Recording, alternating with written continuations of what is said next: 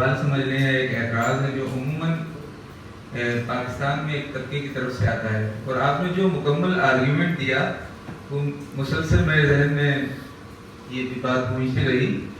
یہ کہا جاتا ہے کہ پاکستان جو ہے وہ اشرافیہ نے اپنے لیے بنایا تھا، مطلب یہ ایک آرگیومنٹ دیا جاتا ہے. اور جیسے کہ آپ نے بتایا کہ قائد اعظم نے قانونی طریقے سے جو ہے پاکستان کو حاصل کیا، لیکن اس کے لیے بھی انہوں نے مذہب کارڈ کو استعمال کیا. مطلب جس طرح آج بھی اپنے سیاسی مقاصد کے لیے ہمارے کچھ لیڈر جو بظاہر اپنے آپ کو بہت بڑا ایک نو لبرل یا جمہوریت پسند سمجھتے ہیں، ویسٹرن کنٹریز میں بڑے بڑے جا کر بھاشن دیتے ہیں، لیکن جب اپنے پر آتی ہے تو وہ مذہب کا سہارا لیتے ہیں. اسی طرح یہ ایک آرگیومنٹ ان کا ہے، مخالف ہے، کہ پاکستان کو حاصل کرنے کے لیے بھی جو یہ لا الہ الا اللہ، پاکستان کا مطلب کیا لا الہ الا اللہ، یہ ایک مذہبی اسٹنٹ لیا گیا اور اس طرح عوام کو مینیپولیٹ کیا گیا. تو میں چاہتا ہوں آپ اس پر تھوڑی اچھا شکریہ بہت بہت. دو سوال ہیں جو آپ نے کیے ہیں. ایک تو یہ کہ اشرافیہ نے بنایا. دنیا کی ساری جو آزادی کی تحریکیں ہیں ان میں بہت کم تحریکیں ہیں جو ملٹی کلاس تحریکیں ہوں، جن کے اندر مختلف طبقات شامل ہوں. تحریکیں بالعموم جو ہیں وہ اشرافیہ سے شروع ہوتی ہیں، اور اس میں یہ بات بھی پیش نظر رکھیں کہ جو اشرافیہ ہوتی ہے، تاریخ میں ایسے ادوار بھی آئے ہیں کہ جب وہ اپنے اشرافی مفادات سے تھوڑا نیچے اتر کے ڈی کلاس ہو کے بھی کچھ چیزیں ایسی کر رہی ہوتی ہیں جو مفاد عامہ میں ہوتی ہیں. امریکہ آزاد ہوا، کون تھے ان کی آزادی کے رہنما؟ جارج واشنگٹن، ٹھیک ہے، جو ان کی جو بھی جنگ آزادی تھی اس کے رہنما تھے، سپہ سالار تھے. لیکن اشرافیہ سے تعلق تھا. 5000 غلام تھے، اسکلیوز تھے ان کے، واشنگٹن صاحب کے. اور امریکہ نے آزاد ہونے پر غلامی کو ختم نہیں کیا تھا، سلیوری کو ختم نہیں کیا تھا.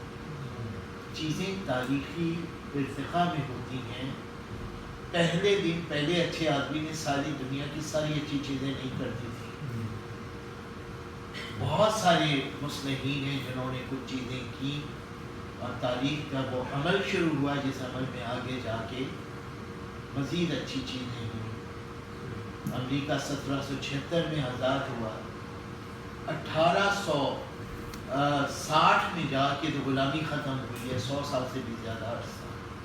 اس کے بھی کوئی سمجھے کہ 60 سے 20-21 تک لگا لیں، مزید 60 سال بعد عورتوں کو ووٹ کا حق دیا گیا، ورنہ عورت کو ووٹ کا حق نہیں. تو آپ یہ کہیں کہ جارج واشنگٹن صاحب نے غلامی کیوں نہیں ختم کر دی تھی اور عورتوں کو ووٹ کا حق کیوں نہیں دے دیا تھا؟ تو جو چیزیں تاریخ کے ارتقائی عمل کی تناظر میں دیکھیں، کچھ اچھی چیزیں ہوتی ہیں، اگر وہ عمل آگے بڑھتا رہے تو اور اچھی چیزیں ہوتی ہیں. دوسری چیز یہ ہے کہ بعض تاریخ میں ایسے مواقع بھی آتے ہیں کہ بعض اشرافیہ سے تعلق رکھنے والے لوگ اپنے آپ کو ڈی کلاس بھی کر دیتے ہیں. بلکہ میں آپ کو ایک لطیفہ سناؤں. چین کے وزیر اعظم تھے چاؤ این لائی، بہت ہی جہاں دیدہ سمجھیے کہ ان کے مدبر سیاستدان تھے. ماؤ زے تونگ کمیونسٹ پارٹی کے رہنما تھے، اور چاؤ این لائی جو ہے پہلے وزیر اعظم بنے، اور 26 سال 26 سال بعد وزیر اعظم بنے. اشرافیہ سے تعلق تھا. اور روس کے ایک وزیر اعظم تھے، خروشچیف ان کا نام تھا، ان کا نچلے طبقات سے تھا. تو ایک ملاقات میں دونوں ایک دوسرے سے گفتگو کر رہے تھے، تو خروشچیف نے چاؤ این لائی سے کہا ہم میں کافی چیزیں کامن ہیں، ہم دونوں ینگ ہیں، ہم دونوں بہت کم عمری میں اپنے اپنے ملک کے اقتدار کی معراج پہ پہنچ گئے، ہم دونوں تعلیم یافتہ ہیں. چاؤ این لائی نے لقمہ دیا، اس نے کہا کہ ہم دونوں اپنے اپنے طبقے کے غدار بھی ہیں. مطلب یہ کہ میں اشرافیہ سے پیدا ہوا تھا، میں نے کسانوں کا کردار نمائندگی کی، اور تم کسانوں کے طبقے میں پیدا ہوئے اور اشرافیہ سے جا کے مل گئے. تو اس نے کہا کہ ایک قدر مشترک یہ بھی ہے کہ ہم دونوں اپنے اپنے طبقے کے غدار ہیں. تو میں نے عرض کیا کہ یہ ساری تحریکیں جو ہیں ان کے اندر جو لوگ پیش تھی، جناح صاحب بالکل اشرافیہ سے تعلق، ایک ذرا مختلف قسم کی اشرافیہ تھی جناح صاحب کی، اور وہ یہ کہ دیکھیے ہندوستان میں مسلمان جو، اچھا آپ لوگ اپنا کھانا بھول جائیے، ہندوستان کے جو مسلمان تھے ان کو دو طرح کی لیڈرشپ ملتی تھی، ایک تو نواب ہوتے تھے، ریاستوں کے نواب، خانہ قلات، نواب صاحب فلاں کے، ناظم نظام صاحب حیدرآباد دکن کے، ساری ریاستوں کے نواب، یہ مسلمانوں کے لیڈر ہوتے تھے اشرافیہ، اور دوسری لیڈرشپ آتی تھی مذہبی طبقے سے، وہ مسلکی لیڈر ہیں، وہ مسلمانوں کے سوشل لیڈرس ہوتے تھے۔ جناح نہ مذہبی لیڈر تھے اور نہ سوشل لیڈر تھے، وہ تو ایک کاروباری متوسط طبقے کے کاروباری آدمی کے بیٹے، اور کچھ یہاں پہ تعلیم حاصل کی کراچی کے 2-3 اداروں کے اندر، پھر بمبئی چلے گئے، وہاں سے وکالت پڑھنے چلے گئے، ہاں تعلیم حاصل کی اور ذہن ان کا ٹیون تھا اسی تعلیم کے لیے، ہوتا ہے نا نف جناح صاحب اگر فرض کیجئے کوئی زباندان بن رہے ہوتے تو شاید اتنے اچھے نہ بنتے، لاء پڑھا، لاء میں ان کا دماغ چل گیا، تو متوسط طبقے کے آدمی۔ یہ الگ بات ہے کہ انہوں نے بہت پیسہ کمایا، جب وہ برطانیہ سے یہاں آ رہے تھے تو انہوں نے اپنے آپ سے وعدہ کیا کہ میں اب روزانہ 1500 روپے کماؤں۔ آپ سوچئے کہ 1896-97 میں کوئی آدمی 1500 کا سوچے تو ایسا ہے کہ جیسے آپ اور ہم آج بیٹھ کے سوچیں کہ نہیں ہم روزانہ 2 کروڑ روپے کمائیں گے۔ اب آپ ذرا حساب لگا لیں قائد اعظم کے انتقال پر ان کے اثاثے کتنے تھے، تو 1500 تو یومیہ بہت ہی کم رقم نظر آئے گی آپ کو، انہوں نے کہیں زیادہ کمایا۔ بہترین وکیل تھے، وکالت سے کمایا، اسٹاک ایکسچینج سے کمایا، اسٹاک ایکسچینج میں زبردست انویسٹمنٹ تھی جناح صاحب کی، اور جائیدادیں خریدی، زمینیں خریدی، 14 کروڑ روپے تو ان کے بینک بیلنس میں تھے 1947 میں جب وہ تشریف لائے ہیں۔ پھر انہوں نے اپنی اثاثے اپنی زندگی میں تقسیم بھی کر دی کہ کیا چیز جو ہے وہ پشاور یونیورسٹی کو دینی ہے، کیا چیز سندھ مدرسہ کو دینی ہے، کتنی اپنی بہنوں میں تقسیم کرنی ہے، اوور ڈی رچ آدمی۔ لیکن جس وجہ سے ان کی دیکھیے امیر ہونا اور ایماندار ہونا بڑا مشکل یہ ہے، آج تو یہ ہے کہ کسی کی ہمارا دیکھیں تو بغیر سوال کیے سوچ لیں کہ کچھ نہ کچھ کیا ہوگا، ٹیکس چرایا ہوگا، کچھ نہیں۔ اب جناح صاحب کے میں نے پیپرز دیکھے، وکیل کی حیثیت سے بل بن رہا ہے، ان کا جو اسسٹنٹ ہوگا، کلرک ہوگا، اکاؤنٹنٹ ہوگا، اس نے موکل کو جو لیٹر دیا ہے اس میں دیا ہے کہ جناح صاحب بھوپال میں پیشی کے لیے جا رہے ہیں، اس کے لیے انہوں نے دیا ہے کہ یہ بمبئی سے جس وقت ٹرین میں چلیں گے تو ٹرین کا ٹائم ایسا ہوگا کہ اس دن بمبئی کی کورٹ وہ نہیں اٹینڈ کر سکیں گے، اس کے اتنے پیسے، اور جس دن وہ بھوپال سے واپس آئیں گے تو شام کو پہنچیں گے، اس دن بھی وہ بمبئی کی کورٹ میں کوئی پیشی نہیں لے سکیں گے، تو اس کے اتنے پیسے، یعنی ایک پیسہ اپنا نہیں چھوڑتے تھے۔ اور ٹائپ ہوا ہوا بل ہے، اس کے اندر ٹوٹل کو کاٹ کے انہوں نے یہ پیسے ایڈ کر کے نیا ٹوٹل ہاتھ سے لکھا ہوا ہے۔ تو میں یہ کہتا ہوں کہ جناح صاحب کی فیئر ہونے کا، امیر ہونے کا تو راز یہ ہے کہ اپنا ایک ہائیسٹ ان کے وہ تھے وکالت کے ریٹس، اور ایک پیسہ اپنا چھوڑتے نہیں تھے۔ اور دوسری طرف عالم یہ تھا کہ 7 اگست کو وہ فائنلی پاکستان تشریف لائے، جسے 7 دن بعد 8 دن بعد آزاد ہونا تھا۔ دہلی سے چلتے وقت جو آخری کام جناح صاحب نے کیا ہے، وہ بجلی کا بل آیا ہوا تھا 7 روپے کا، 7 روپے کا چیک لکھ کے ملازم کو دے کے آئے کہ یہ بینک میں جا کے جمع کرا دے۔ آپ مجھے بتائیں، مجھے اگر پاکستان ہمیشہ کے لیے چھوڑ کے جانا ہو اور میرا 2000 روپے کا بل آیا ہو، میں اس کی طرف دیکھوں گا بھی۔ یہی وجہ ہے کہ ان کے مخالفین ان کے اوپر کبھی انگلی نہیں اٹھا سکے. ان کی امانت اتنی تھی کہ ایک صاحب نے کتاب لکھ دی ہے قائد اعظم کی جائیدادوں کے اوپر, اور رتی جناح کی کتاب تو ہم نے چھاپی پاکستان اسٹڈی سینٹر سے, جس میں رتی جناح وہ بھی بڑے امیر ماں باپ کی اکلوتی اولاد تھی,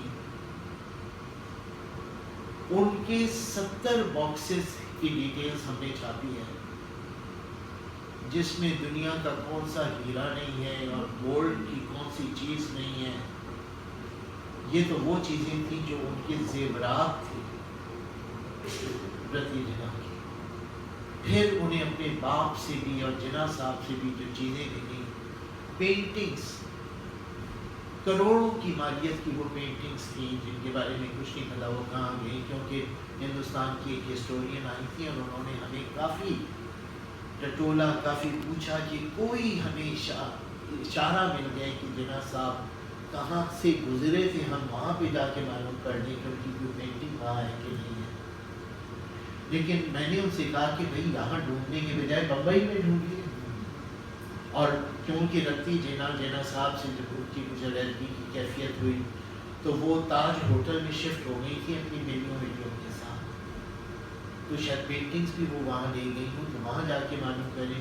کہنے کی وہ میں ساری انویسٹیگیشن کر چکی ہوں, ہمیں نہیں پتہ چلا وہ پینٹنگس کا, کروڑوں کی مالیت کی پینٹنگس.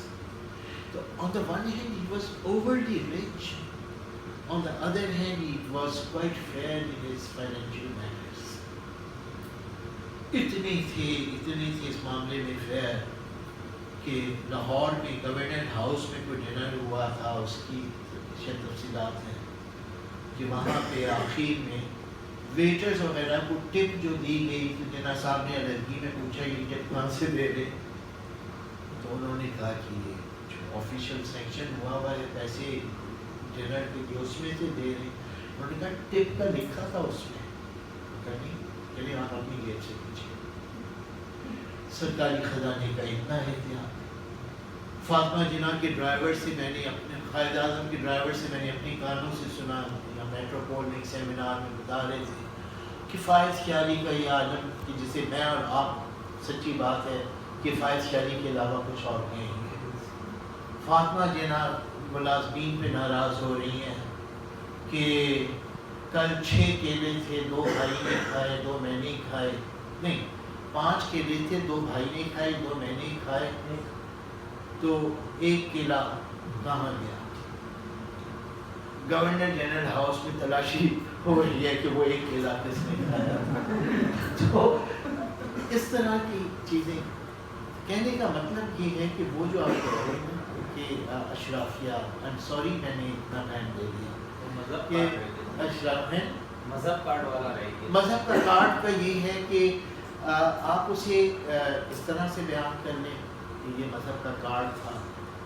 اور ایک اور طریقہ بیان کرنے کا یہ بھی ہے جو ہم پولیٹیکل سائنس کے اسٹوڈنٹس کی حیثیت سے کہیں گے کہ آپ پولیٹیکل موبلائزیشن کس طرح سے کرتے ہیں. جناح صاحب نے مذہب کا کارڈ نہیں استعمال کیا, 1937 کے الیکشن میں بھی نہیں کیا, 1946 اور 47 کے الیکشن میں کیا انہوں نے, 45 اور 46 کا مرکزی اسمبلی کا 45 کے دسمبر میں ہوا اور صوبائی کا 46 کے جنوری میں. پنجاب میں پولیٹیکل موبلائزیشن کے لیے جناح صاحب نے مذہب کا نام دیا, اس لیے کہ مذہب وہاں پہ پنجاب کے دیہی علاقے میں ایک ریلیونٹ انسٹیٹیوشن تھا. پیری مریدی, مشائخ, گدی نشینی, یہ یہاں تک کہ جو گدی نشین نہیں تھے فیوڈلز وہ بھی گدی نشین بنے. سرگودا کے نون فیملی یا حیات فیملی, شوکت یار وغیرہ, یہ سب گدی نشین بن گئے. اور شوکت یار نیوی سے ریٹائر ہو کے آئے تھے اور اپنے گاؤں آن کے گدی نشین بھی بن گئے. یہ سب کچھ ہوا اس لیے کہ پولیٹیکل موبلائزیشن کے لیے کیا جا رہا تھا. اچھا ہے کہ نہیں ہے مجھے نہیں معلوم کہ کیا اس کے اوپر ویلیو ججمنٹ کیا ہوگا. میں ذاتی طور سے ناپسند کروں گا مذہب کو پولیٹیکل موبلائزیشن کے لیے استعمال کرنا. لیکن جو حلقے انوالو ہوتی ہیں, جو الیکٹریٹ انوالو ہوتی ہے, وہ یہ سوچ رہی ہوتی ہے کہ اس سے ہمارے کچھ مذہبی آئیڈیلز جو ہیں ان کی تکمیل ہو جائے گی, تو وہ پھر ان کو ووٹ بھی دے رہی ہوتی ہیں. ذرا مشکل ہے اس طرح کی کسی سیاسی مہم کا تصور کرنا کہ جس میں آدمی جا کے صرف پولیٹیکل پروگرام پیش کر رہا ہو اور نہ اس سے زبان کی بنیاد پہ اور نہ اس کی نسلیت کی بنیاد کے اوپر, نہ مذہب کی بنیاد پہ اپیل کر رہا ہو, اور صرف یہ کہہ رہا ہو کہ میں اکنامک ڈیولپمنٹ کروں گا, میں پلاننگ اس طرح کی کروں گا. ذرا مشکل ہے.